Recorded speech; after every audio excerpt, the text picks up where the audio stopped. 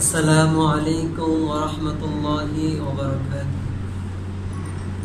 আল্লাহুম্মা সাল্লি আলা মুহাম্মাদ ওয়া আলা আলি মুহাম্মাদ কামা সাল্লাইতা আলা ইব্রাহিম ওয়া আলা আলি ইব্রাহিম ইন্নাকা হামিদুম মাজিদ।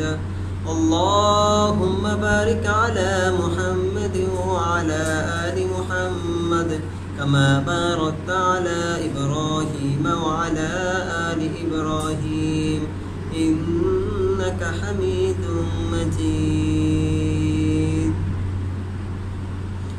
আজকে আমি আপনাদের সামনে এমন কিছু আমলের কথা উল্লেখ করব যে সমস্ত আমলগুলো করার দ্বারা আল্লাহ পাক আপনাদের জীবনের সমস্ত গুনাহ খাতাগুলো মাফ করে দিবেন।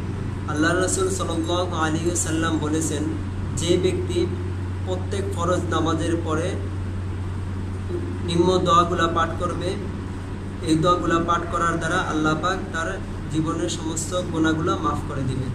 আর দোয়াগুলো হলো এই যে প্রত্যেক ফরজ নামাজের পরে সালাম ফিরানোর পর যে ব্যক্তি 3 বার আস্তাগফিরুল্লাহ পড়বে এবং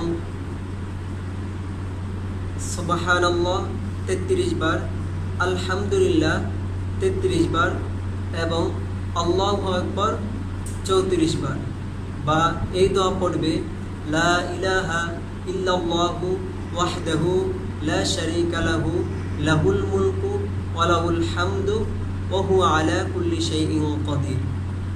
এই উক্ত দোয়াগুলা পড়ার দ্বারা আল্লাহ পাক তার সমস্ত গুনাহগুলা মাফ করে দিবেন। তাই অতএব আমরা সবাই এই অল্প আমলগুলা করার চেষ্টা করি, যাতে করে আল্লাহ পাক আমাদের জীবনের সমস্ত গুনাহগুলা মাফ করে দেন।